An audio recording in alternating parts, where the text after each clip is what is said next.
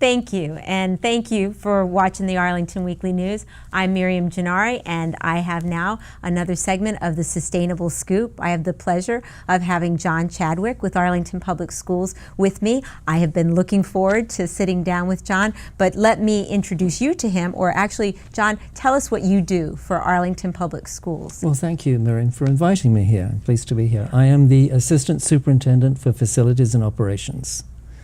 And how long have you been in that I role? have been in the schools since February of 2011. Okay, so when you came to Arlington Public Schools, and I know you worked with them prior to that, kind of doing some consulting. I was an architect working on projects for them, yes. Working on projects for Arlington Public Schools. And so when you came to Arlington Public Schools, we were bursting at the seams. More students than we knew how to deal with. And since coming aboard and looking at the long-term plan and the growth in Arlington Public Schools as a sustainable community, what changes have you seen come about in how you plan for students? I'm not sure there are changes. We've just been doing more of it. Oh. The population really, enrollment started to increase in 2007 and has increased quite steadily since then, and our projections have been pretty accurate. So this year we don't have the final numbers. We're about 800 more students this year. Wow. And the average elementary school is about 600 students. So that's more than an elementary school of students that is arriving and being new each year. So we have put a lot of effort into our 2012 CIP, which the voters approved in November last year. And that has 2 new schools included in it, and additions at 3 schools. What 2 schools and what additions? Okay, we are building a new elementary school on the Williamsburg Middle School campus. It'll have about 630 seats in it. We are building an addition at Ashland, which is going to start next month and be finished in the end of next year. Then we also have an addition at McKinley that we're starting on next week in planning and design in our building level planning committee process. That will be finished in the summer of 2016. We're going to be starting later this year, beginning of next year, on the new elementary school number 2, which will be on the Carlin Springs Kenmore campus. And then probably in April or so, we'll be starting on an addition to Arlington Traditional School. That will be finished in 2016, and the new elementary school will be finished in 2017. Wow, that is just remarkable work. I know there are a lot of viewers right now that are going to be excited to hear that there is a plan moving forward on all of these.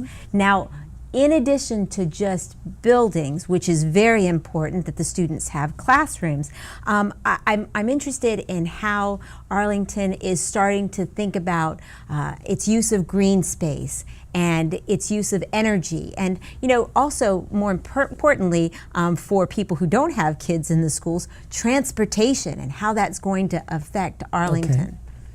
But let's start with green space. Green space is really important, and it's important for many reasons. The environment for the kids to play on, light and air and so on. So that's a huge issue with us, and we do not want to be taking up any more green space than we have. So you've considered that in your plans? Very much considered. Okay, so let's put that aside for a moment. And energy. Energy, all I can say is I'll give you 2 examples. Okay. The new school at Wakefield is the energy model shows the building being 47% saving over the baseline in energy. So we expect it to be the most energy efficient building for the time being in Arlington County. Oh, what a record for Wakefield to hold. That's fantastic. It will be. And then the new elementary school, we are designing that to be ready so that if we had the funds, which we don't now, to complete a solar installation, that we would be able to do net zero energy. So we're actually going to be at the point where the building will consume about 1/3 of the energy of our other elementary schools. That is fantastic. This on the Sustainable Scoop, that is gold to me. Actually, platinum in my mind. Well, thank you. We hope it will be platinum. Well, I hope so as well. But now let's talk a little bit about this TDM that you have mentioned. TDM is really a very important issue. TDM stands for Transportation Demand Management. And we're about to embark on a transportation demand management master plan for the entire school district, for students and for staff. If there is any graphics that we have that you have about transportation and we could bring those up, I would appreciate it. Continue what you were saying, John. The prime purpose of the TDM is safety.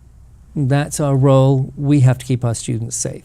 So safety in terms of reducing congestion on the streets around the school and on the route that people drive or students drive or walk or bike to school. The role of a TDM is to make more choice for people so that it is easier for them to choose choices other than driving their students to school in their own car. So going to